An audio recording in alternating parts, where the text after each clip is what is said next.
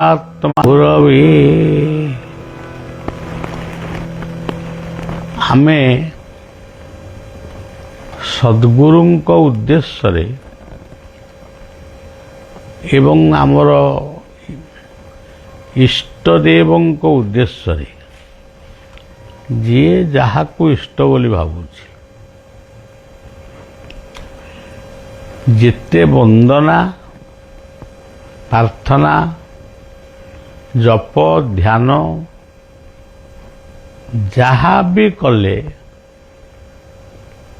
ताहा संपूर्ण हब नहीं किंबा मन संतुष्ट हब नहीं। ये जो गोटे श्लोक आमे पढ़िले वर्तमान ताको शुणिले यही हूँ सबु धर्म कथा न कहले भल आमे जो धर्मर प्रतिनिधित्व करुचे यही धर्मर ये गोटे सबुठारु विराट कथा। जदि अनंतंक कथा किछि थाए बा अनंतंकर किछि वर्णना जदि आमे करने को चाहूँ यही श्लोकटी हूँ यथेष्ट। से ही भली श्लोक आउ भी अच्छी किंतु यही श्लोकटी प्रथम। पूर्णमद पूर्णमिदं पूर्णात् पूर्णमुदच्यते पूर्णस्य पूर्णमादाय पूर्णमेवावशिष्यते। जे पूर्ण से केबे भी क्षुर्ण हुए ना कि हेनी कि हब ना से सबुबले पूर्ण। एक सहित एक जोड़िले दुई हुए दुई सहित एक जोड़िले तीन हुए किंतु ये गोटे एमती अंक ये अंक होउची अंकर नाटी होउची शून्य। शून्य सहित शून्य मिसेइले शून्य ताकू फेरिले शून्य गुणिले शून्य हरण कले मध्य शून्य। सी केबे माने क्षुर्ण हुए नहीं। तेणु पूर्णमदं पूर्णम ये जो श्लोकटी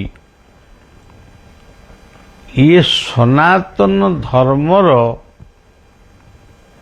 आमे कहूँ सनातन धर्म जेहेतु आमे यही धर्मर लोक तेणु आमे तो आम धर्म कथा कहबू निश्चय किंतु सबु धर्मर निर्यास को जदि कही मनन करे बा श्रवण करे बा लेखन करे से देखिबो ये सबु कथार तत्व होची गोटिए से होचंती एकमात्र पूर्ण। केते युग केते अवतार केते मत केते शास्त्र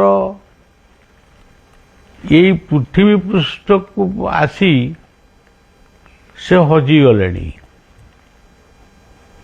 तार सत्ता भी आउ किछि नाही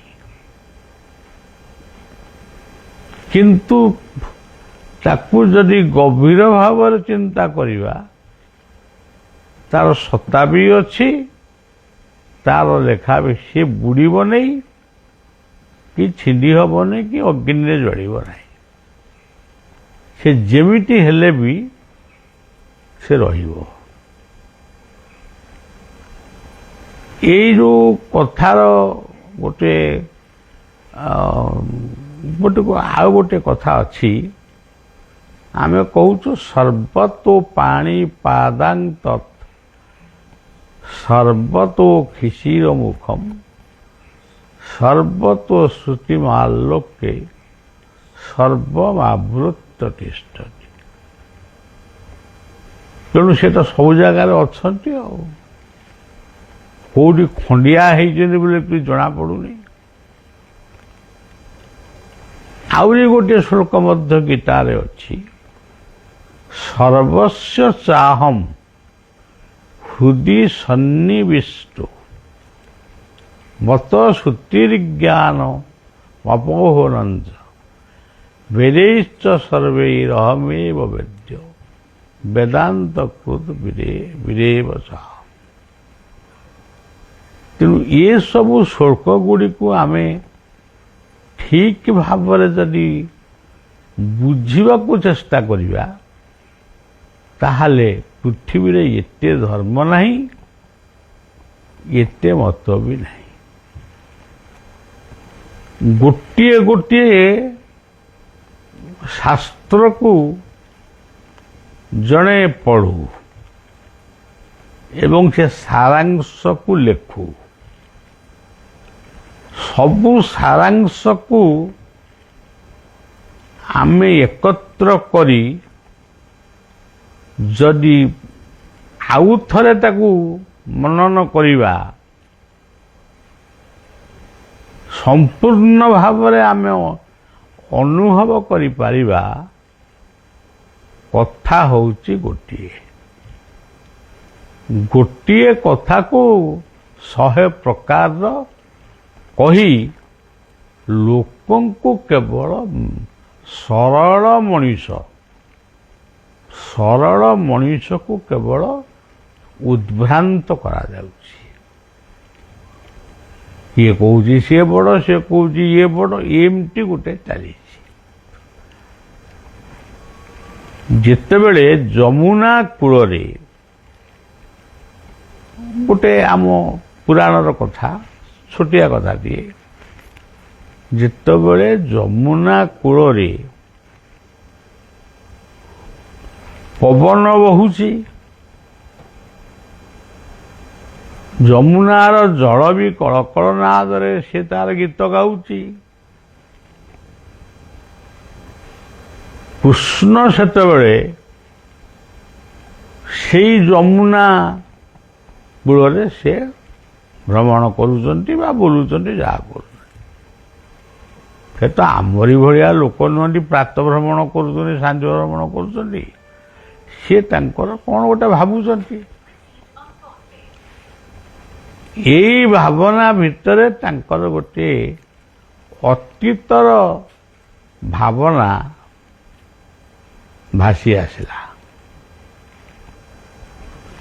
ଅତୀତର ଭାବନା ହେଉଛି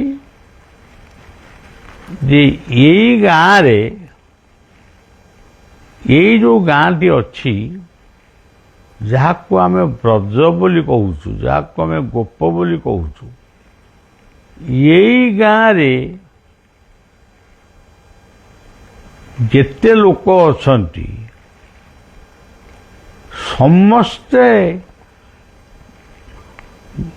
ତ୍ରେତୟା ଯୁଗରେ ଜନ୍ମ ହେଇ ଶେଷରେ ସବ ବୈରାଗ୍ୟ ତାଙ୍କର ଉଦୟ ହେଇଛି, ସେ ସବ ସାଧୁ ସନ୍ଥ ହେଇଯାଇଛି। କିଏ ଜଟା ପିନ୍ଧିଛି, କିଏ କମଣ୍ଡଳୁ ଧରିଛି, କିଏ କୋଉ ବେଶରେ ଅଛନ୍ତି, କିନ୍ତୁ ସମସ୍ତଙ୍କ ଭିତରେ କୃଷ୍ଣ ଚେତନା କିନ୍ତୁ ରହିଛି। ସମସ୍ତେ କୃଷ୍ଣକୁ ଡାକୁଛନ୍ତି, କିନ୍ତୁ ଭେଷ ଅଲଗା, ରୂପ ଅଲଗା, ଜଟା ଜୁଟ ସବୁ ତ ଅଲଗା ଆଉ, କିନ୍ତୁ ନାମଟି କିନ୍ତୁ ଅଲଗା ନୁହେଁ। ଏଇ ଆଜିର ଏଇ ସମାଜରେ ଆପଣ ଦେଖିବେ, ହରେ କୃଷ୍ଣ ଶବ୍ଦକୁ ନେଇ ଗୋଟେ ପୃଥିବୀରେ ଗୋଟେ ବିପ୍ଳବ ଚାଲିଛି। ତମେ ତ କହୁଛ ହରେ କୃଷ୍ଣ, ଆମେ ତ କହୁଛୁ ହରେ କୃଷ୍ଣ, ସେ ବିପ୍ଳବ କାହିଁକି ହଉଛି? ତମେ ଯେତେବେଳେ ହରେ କୃଷ୍ଣ କହୁନଥିଲ, ସେତେବେଳେ ତ ଆମେ କହୁଥିଲୁ ହରେ କୃଷ୍ଣ। ଆମ ଗାଁ ଗଣ୍ଡାରେ ଅନେକ ଠାକୁର ବାଡ଼ି ଅଛି। 500 ବର୍ଷ 600 ବର୍ଷ ତଳେ ସେମାନେ ରାଧାକୃଷ୍ଣଙ୍କର ମୂର୍ତ୍ତି ପୂଜା କରୁଥିଲେ, ଦୋଳ ବିମାନରେ ଭୋଗ ଖୁଆଉଥିଲେ, ଗମାଝୁଲନରେ ଝୁଲଣ କରୁଥିଲେ।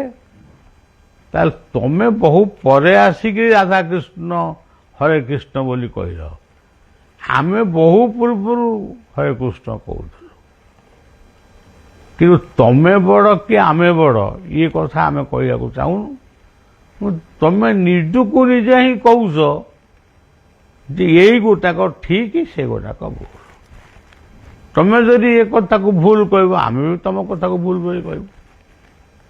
ତେଣୁ କଜିଆ ଅଯଥାରେ ସୃଷ୍ଟି ହେଉଛି ଗୋଟିଏ ଧର୍ମ ଭିତରେ। ତେଣୁ ଏକ ସଦବିପ୍ରା ବହୁଧା ବଦନ୍ତି। ଏଇ ଯୋଉ ଗୋପପୁରରେ 16,000 ଲୋକ ଥିଲେ। ये 16,000 ଗୋପୀ ଗୋପାଳଙ୍କ ଭିତରେ ଗୋଟିଏ ଶବ୍ଦ ଥିଲା। ସେ ଶବ୍ଦଟି ହେଉଛି କୃଷ୍ଣ।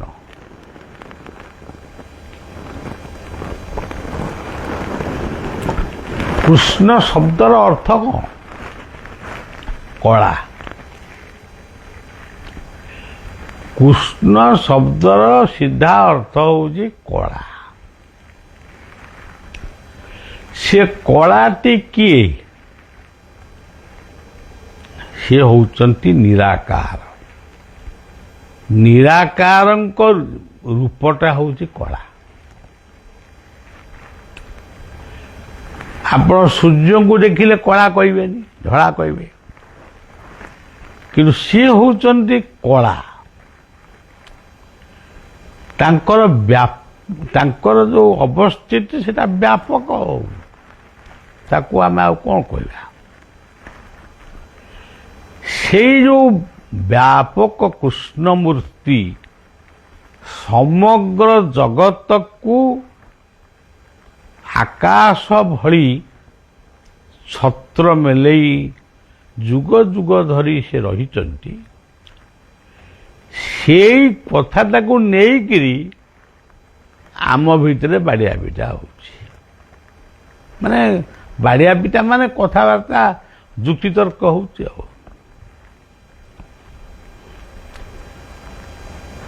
ଏ ହେଉଛି କଥା। କିନ୍ତୁ ସେଇ ଯୋଉ କୃଷ୍ଣ ରୂପଟା ସିନା ହେଲା ତାଙ୍କର କଳା, ତାଙ୍କ ମାନେ ପ୍ରାଣଟା କ'ଣ ବା ତାଙ୍କର ଆତ୍ମାଟା କ'ଣ? ତେଣୁ ଆତ୍ମା କଥା ଯେତେବେଳେ ଆସିଲା, ଯୋଗୀ ଋଷି ମୁନିମାନେ ସେଇ ରୂପକୁ ସେଇ ରୂପ ଭିତରେ ହିଁ ଦେଖିଲେ। ଆଉ ଗୋଟେ ଅରୂପାନନ୍ଦଙ୍କୁ ଦେଖିଲେ।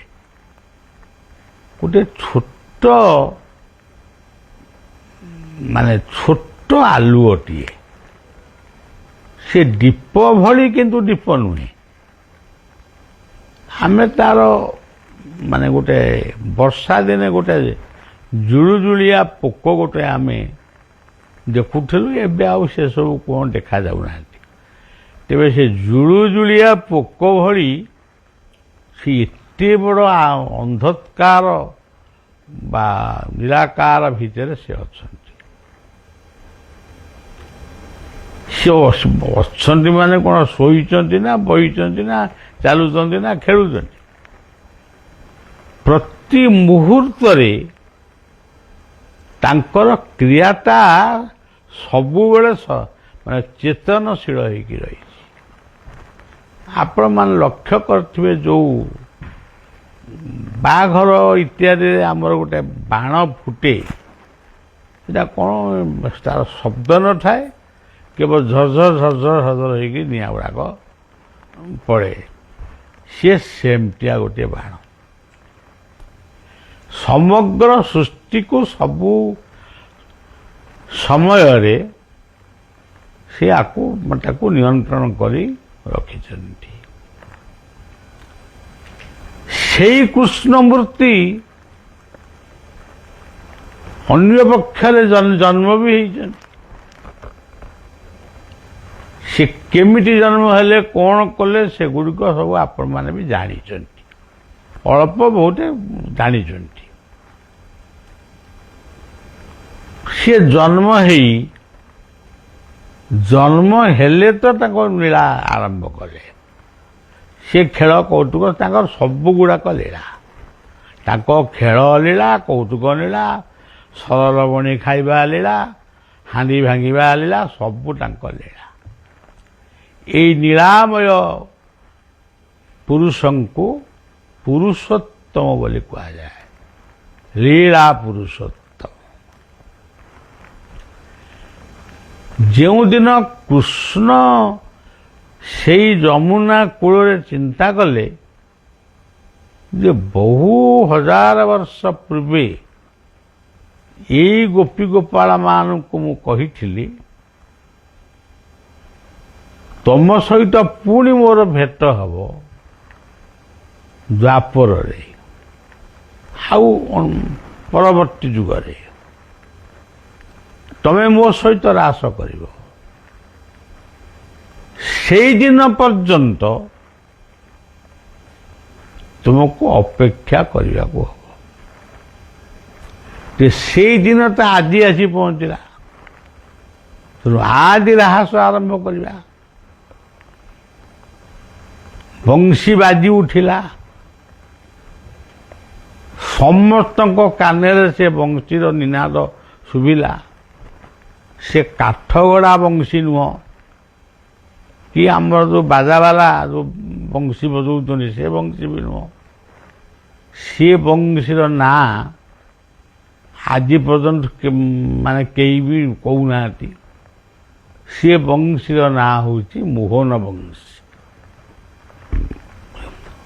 ସେ ବଂଶୀଟା ବାଜେ, ପାଟିରେ ବାଜେ ବୋଲି କିଛି ତା ପ୍ରମାଣ ନାହିଁ। ସେ ବଂଶୀଟା କିନ୍ତୁ ବାଜେ। ସେଇ ଯେଉଁ ବଂଶୀର ଶବ୍ଦଟା ଆସେ, ସେଇ ହେଉଛନ୍ତି, ସେଇ ଶବ୍ଦଟି ହେଉଛି ରାଧା। ଏଇ ରାଧା ଶବ୍ଦକୁ ରାଧା ବୋଲି ଗୋଟେ ଶବ୍ଦ କହନ୍ତି, କିନ୍ତୁ ସମସ୍ତଙ୍କୁ ଶୁଭେ ମୋ ନାଁ ଧରି ଡାକୁଛନ୍ତି। ସମସ୍ତଙ୍କୁ ଶୁଭୁଛି ତାଙ୍କରି ନାଁ ଧରିକି ସମସ୍ତେ ଡାକୁଛନ୍ତି। ଆଉ ତେଣୁ ସମସ୍ତେ ନିଜ ନିଜର କାମ ଫାମ ଛାଡ଼ି ଦେଇ ଭକ୍ତି ଉପୁଜିବ ଯେବେ, ଛାଡ଼ିବ ସର୍ବକର୍ମ ତେବେ। ତେଣୁ ସବୁ ଛାଡ଼ି ଦେଇ, କିଏ ପିଲାକୁ କ୍ଷୀର ଦେଉଥିଲା, କିଏ ଶାଶୁକୁ ମୃଥିଲା, କିଏ କେଉଁଠି କ'ଣ, ସବୁ ଛାଡ଼ିଛୁଡ଼ି ଦେଇକି ପଳେଇ ଆଇଲେ ଯମୁନାକୁ। ଯମୁନା କୂଳରେ ଯେତେବେଳେ ପହଞ୍ଚିଲେ, ସେତେବେଳେ ମୋହନ, ତାଙ୍କ ନାଁ ବି ମୋହନ, ତାଙ୍କ ବଂଶୀର ନାଁ ମଧ୍ୟ ମୋହନ। ଏଇ ମୋହନ ପଚାରିଲେ ଯେ ତମେ ସବୁ ଏଠିକି କାହିଁକି ଆଇଛ, ମେଳି ହେଇକି ଏଠିକି କାହିଁ ଆଇଲ? ସିଏ କହିଲେ ତୁ ପୁରା ଡାକିଲୁ। ମୁଁ କେତେବେଳେ ଡାକିଲି? ମୁଁ ତ କିଛି ଡାକିନି। ମୋ ହାତରେ କିଛି ନାହିଁ, ଶବ୍ଦ ଅଛି, ମୁଁ ବଂଶୀ ଧରିଛି, ମୁଁ ଡାକୁଛି। ବଡ଼ ଆଶ୍ଚର୍ଯ୍ୟ କଥା। ହଉ ଯଦି ଆସିଲ, ଯା ଫେରିଯା, ଯା ନିଜ ନିଜ କାମ ସାରିବ। ଆଉ ଯିବୁ କୁଆଡ଼େ? ଆମେ ଛୁଟି ଆଇଛୁ, ଆଉ ଯିବୁ କୁଆଡ଼େ? ଏଇଠୁ ଆରମ୍ଭ ହେଲା ଭଗବାନ କୃଷ୍ଣଙ୍କର ବହୁ ଅତୀତର ସ୍ମୃତି। ଏଇଠି ରାହାସର ରୂପ ନେଇ ସେ ଗୋଟିଏ ସ୍ୱତନ୍ତ୍ର ନାଟକ ବା ସ୍ୱତନ୍ତ୍ର ଲୀଳା ସେ ସୃଷ୍ଟି କଲେ। ସେତେ କଥା କହିବା ପାଇଁ ଆମ ପାଖରେ ବର୍ତ୍ତମାନ ସମୟ ନାହିଁ। ତେବେ ରାହାସ ଏଇଠୁ ଆରମ୍ଭ ହେଲା। ରାହାସ ସରିଲା। ତାପରେ କୃଷ୍ଣ ଭାବିଲେ ତ ରାହାସ ସରିଗଲା, ବ୍ରଜପୁର ଲୀଳା ବି ସଇଲା, ମଥୁରା ଲୀଳା ବି ସଇଲା, ଆଉ ଏଣିକି ଆମେ ପୁଣି ଦ୍ୱାରିକା ଯିବା ନା, ଆଉ ଆମର କାମଟା ସାଡ଼େ ଅଛି। ପାଠ ପଢ଼ି ସାରିଲା ପରେ ପିଲା ସେ କ'ଣ କରନ୍ତି? ଚାକିରି ଖୋଜନ୍ତି, ବ୍ୟବସାୟ ଖୋଜନ୍ତି। ତେଣୁ ସିଏ ସବୁଠୁ କହିଲା ଆମେ ଯିବା, ଆମ କାମ ସରିଲା, ଆମେ ଦ୍ୱାରିକା ଯିବା। ଆଉ ସେ ଦ୍ୱାରିକା ଯିବା ପୂର୍ବରୁ ଆଗେ ବାପ ମାଙ୍କର କଥାଟାକୁ ଛିଣ୍ଡେଇବା। ଆମ ରାହାସ ଭିତରେ, ଜୀବନ ରାହାସ ଭିତରେ, ପ୍ରତିଟି ଜୀବନର ରାହାସ ଭିତରେ ପିତାମାତା ହେଉଛନ୍ତି ଗୋଟିଏ ବିନ୍ଦୁ। ସେଇଠୁ ରାହାସ ଆରମ୍ଭ ହୁଏ, ପୁଣି ସେଇଠି ଶେଷ ହୁଏ। ଆମେ କିନ୍ତୁ ବହୁତ କଥା କହୁ। ସେ କୃଷ୍ଣ ଏମିତି ତ୍ରିଭଙ୍ଗୀ ଛନ୍ଦରେ ଠିଆ ହେଇଥିଲେ, ସେ ଏମିତି ବଂଶୀ ବଜାଉଥିଲେ, ସେ ଏମିତି ଚୁଟି ବାନ୍ଧୁଥିଲେ, ନୂପୁର ତାଙ୍କ ଗୋଡ଼ରେ କାଳେ ଥିଲା, ସେ ଝୁଣୁ ଝୁଣୁ ହେଇକି ଶୁଭୁଥିଲା। ଯେମିତି ଏଇ ଯେଉଁ ଲୋକଟି କହୁଛି ଗୋଟେ ଷ୍ଟେଜରେ ବସିକିରି, ଯେମିତି ଜଣାପଡ଼ୁଛି ସେ ଗୋଟେ କାଲି କି ଆଜ ଯାଇଥିଲା ସେ କୃଷ୍ଣଙ୍କ ପାଖକୁ, ତାକୁ ସବୁ ଦେଖିକି ଯାଇଛି, ତାକୁ ଟେପ୍ ରେକର୍ଡ କି କ'ଣ ଗୋଟେ କରିକି ଯାଇଛି। ଇଏ ସବୁ କିଛି ନୁହେଁ।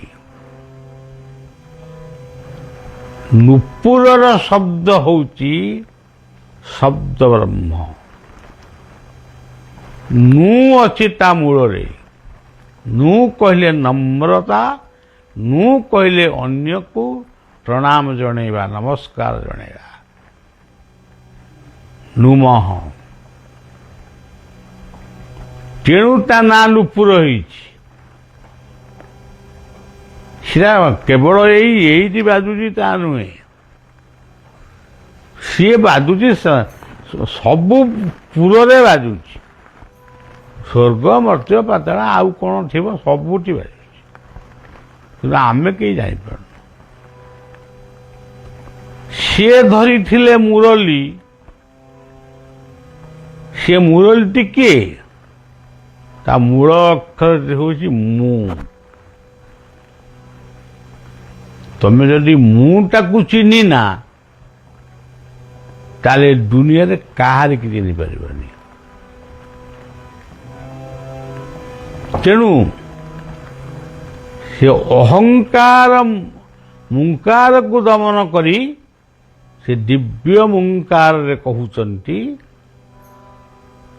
ମୁଁ ଯେଉଁ ବାଜା ବଜଉଛି ସେଟା ହେଉଛି ମୁରଲୀ। ସେଥିରୁ ଯେଉଁ ରସ ବହୁଛି ସେ ରସରେ 9ଟା ରସ ଅଛି। କାନ୍ଦ ଅଛି, ହସ ଅଛି, ସବୁ ତ ଅଛି। ଆଉ ସେଇଆକୁ ନେଇ ଜଗତ ଚାଲିଛି। ଆଉ ମୁରଲୀ, ଆଉ ସେଇ ହେଉଛି ଲୀଳା। ଆଉ ମୁଁ ଯେଉଁ ତ୍ରିଭଙ୍ଗୀ ଛନ୍ଦରେ ଠିଆ ହେଉଛି, ସେ ତ୍ରିଭଙ୍ଗୀ ଛନ୍ଦଟି ହେଉଛି ମୁଁ ଯେ ସଂସାର ଅଛି ଛନ୍ଦି, ଭକତ କରିପାରେ ବନ୍ଦୀ। ଆଉ ତମେ କ'ଣ ଭାବୁଛ ଗାଈ ବନ୍ଧା ନା ଯେଉଁ ଜୀବଜନ୍ତୁକୁ ବାନ୍ଧନ୍ତି? ସେଇ ତତ୍ତ୍ୱଟାକୁ ଜାଣିଲେ ଯାଇ ଆନନ୍ଦ ସୃଷ୍ଟି ହେବ। ତେଣୁ ଯାହା ହଉ, ରାହାସ ଆରମ୍ଭ ହେଲା, ରାହାସ ସରିଲା। ଆଙ୍କର ପୁଣି ମନ ହେଲା, ଇଏ ଯଦି ସରିଗଲା, ସିଏ ସରିଗଲା, ସିଏ ସରିଗଲା, ଆପରେ ଦ୍ୱାରିକାକୁ ଯିବା। ଆଚ୍ଛା, କେମିତି କ'ଣ ଯିବା? ଯିବା ପାଇଁ ବାହାରିଲେ। ସବୁଆଡ଼େ ବି ପ୍ରଚାର ହେଇଗଲା ଯେ କୃଷ୍ଣ ପଳେଇବେ ରେ।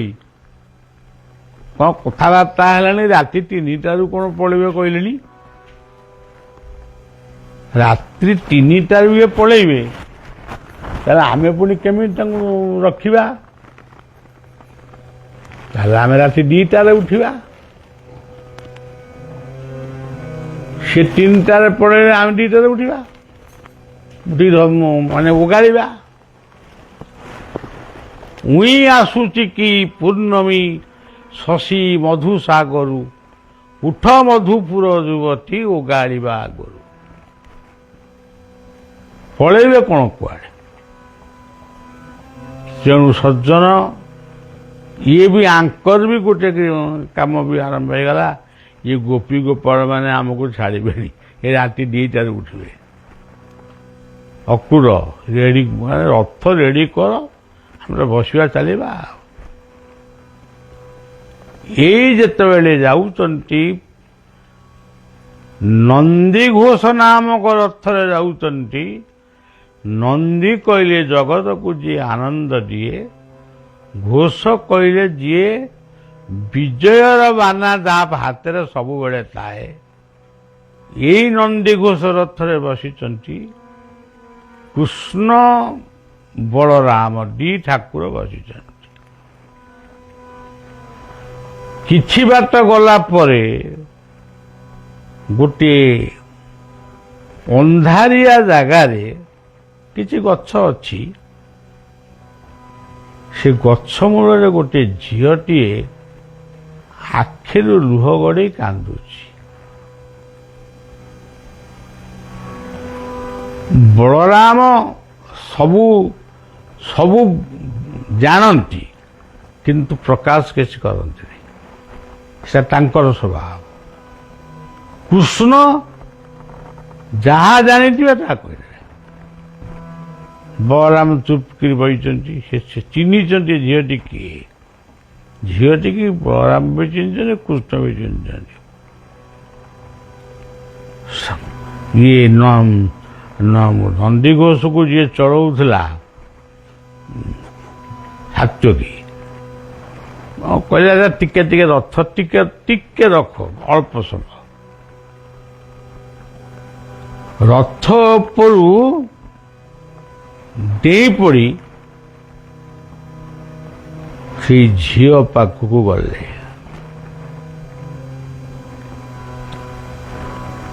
କାହିଁକି ଗଲେ? କିଛି କଥା, ମାତ୍ର 2-3 ମିନିଟ୍ ଖଣ୍ଡେ କଥା। ତମେ ଏଠି ଠିଆ ହେଇଛ କାହିଁକି? ଆଗ ପ୍ରଶ୍ନ ପଚରା ହେଲା। ମୁଁ ତମକୁ ଅପେକ୍ଷା କରି ଠିଆ ହେଇଛି। ଆଚ୍ଛା, ତମେ ଠିଆ ହେଇଛ ଭଲ ହେଲା, ରାତି 3ଟାରେ ଠିଆ ହେଇଛ ନା? ତମେ ରାତି 3ଟାରୁ ପଳେଇବ ଗୋପକୁ, ଏ ମଥୁରାକୁ? 3ଟା ବାଜିଲେ ମୁଁ ଆଉ ତମକୁ ଦେଖିପାରିବିନି। ଆଚ୍ଛା, ତମେ କ'ଣ ଆମକୁ ସବୁଦିନ ଦେଖ? ମୁଁ ସବୁଦିନ ଦେଖେ। ମୁଁ ରାଜା ଘର କନ୍ୟା, ବୃଷଭାନୁସୁତ ଦେବୀ ପ୍ରଣମାମି ହରିପ୍ରିୟ। ମୁଁ ରାଜକନ୍ୟା, ମତେ କେହି ତଳକୁ ଛାଡ଼ନ୍ତିନି, ମୁଁ ମୋର କୋଠା ଉପରେ ରହେ। କିନ୍ତୁ ତୁମ ନାଁ ଶୁଣିଛି, ତୁମକୁ ଦେଖିଛି ସେ କୋଠା ଉପରେ। ତୁମେ କିଏ ମୁଁ ଜାଣିଛି, ତୁମେ କାହିଁକି ଆସିଛ ତାହା ମଧ୍ୟ ମୁଁ ଜାଣିଛି। ତମେ ବର୍ତ୍ତମାନ ପଳେଇବ ସିଆଡ଼କୁ ମଥୁରାକୁ, ଇଏ ଗୋପୀ ଗୋପାଳ ମାନଙ୍କୁ କନ୍ଦେଇକି ଯାଉଛ। ତମେ ଫେରିଲା ବେଳକୁ ବୋଧେ ଆଉ କେହି ନଥିବେ। ମୁଁ ଥିବି କି ନାହିଁ ମୁଁ ବି କହିପାରିବିନି। ମାୟାଧରଙ୍କର ଯା ନାମ ଭବ ଜଳେ ବେଳା। ତେଣୁ ସିଏ ଗୋଟେ ମାୟାର କଥା ସୃଷ୍ଟି କଲେ, କହିଲେ ନା ନା, ମୁଁ ଗୋଟେ 7 ଦିନ ପାଇଁ ଯାଉଛି। ହଉ, ରାଧାରାଣୀ ବୁଝିଗଲେ ଯେ ବୁଝି ନାହାନ୍ତି, ସେ ତାଙ୍କ ମୋଟାମୋଟି ସେ ତାକୁ ଶୁଣିଲେ। 7 ଦିନ ପରେ ନିଶ୍ଚୟ ଆସିବ। ତେଣୁ ରାଧାରାଣୀ ରହିଗଲେ, ରଥକୁ ଚାହିଁ ରାଧାରାଣୀ ରହିଗଲେ,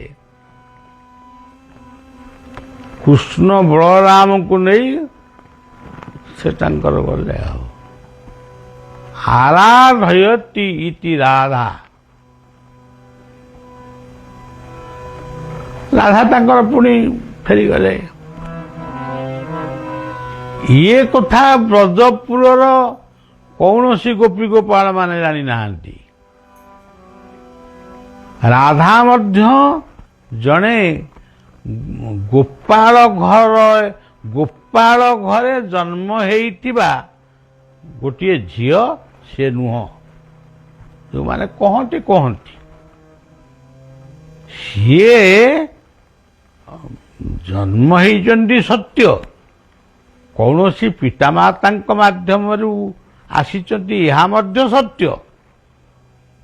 ତାଙ୍କ ବାପାଟା ଏଇ ମାଆଟା ଏଇ ସେ କଥା ସେ ଠିକଣା ଆମ ପାଖରେ ନାହିଁ, ଆଉ କାହା ପାଖରେ ଥିବ। କିନ୍ତୁ ବୃଷଭାନୁ ରାଜାଙ୍କ ଘରେ ସିଏ ବଢ଼ିଛନ୍ତି, ସେଇ ସଂସ୍କାର ନେଇକିରି ସେ ଅଛନ୍ତି। ଯେହେତୁ ରାଜା ଝିଅ, ସେ ଗୋପୀ ଗୋପାଳ ମାନଙ୍କ ସହିତ ମିଶିବା ପାଇଁ ବା ଖେଳିବା ପାଇଁ ତାକୁ ତ କେହି ଛାଡ଼ନ୍ତିନି। ଆଉ ସେ ଯିବ କଣ? ତେଣୁ ଏଇଠୁ ସେ ଗଲେ ମାନେ ଯମୁନା ପାରି ହେଇକିରି ସେ ଗଲେ ଆଉ ମଥୁରାକୁ। ଆଉ ସିଏ ଗୋଟେ ପୁଣି ବିରାଟ ରାହାସ କଂସବଦ୍ଧ ପର୍ଯ୍ୟନ୍ତ ସେ ରାହାସ ସାରିକିରି ଗଲେ ଦ୍ୱାରିକା। ଯଦି ଲୀଳା ଲାଗି ସୃଷ୍ଟି ସ୍ଥିତି ହେଉ ନା ପ୍ରଳୟ ଶିବା, ଯଦି ଲୀଳା ସୃଷ୍ଟି ସ୍ଥିତି ହେଉ ନା ପ୍ରଳୟ,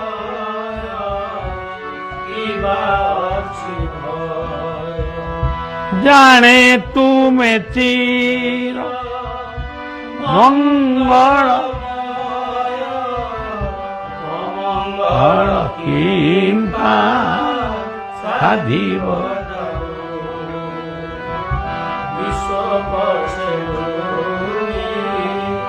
ଯାଉ ହେ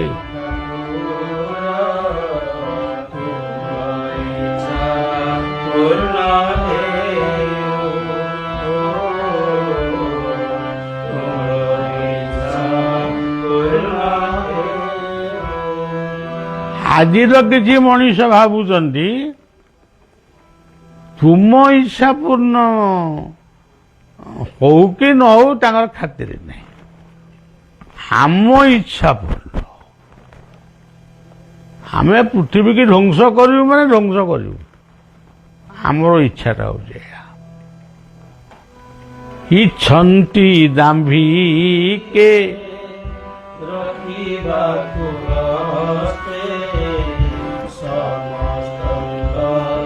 ଭାଗ୍ୟ ନିଜ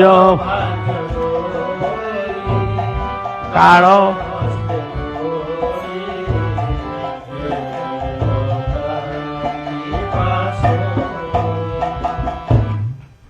ତେଣୁ ଲୋକ ଭ୍ରମରେ ପଡ଼ି ବହୁତ ବଡ଼ ବଡ଼ କଥା କଣ, ବହୁତ ବଡ଼ ଲମ୍ବା କଥା କହ, କିନ୍ତୁ ପ୍ରକୃତରେ କଥା ଏତେ ନୁହଁ। ପ୍ରକୃତରେ ଏତେ ଶାସ୍ତ୍ରରେ ବହୁତ କଥା ଲେଖା ହେଇଛି, ପ୍ରକୃତରେ କଥା ଏତେ ନାହିଁ।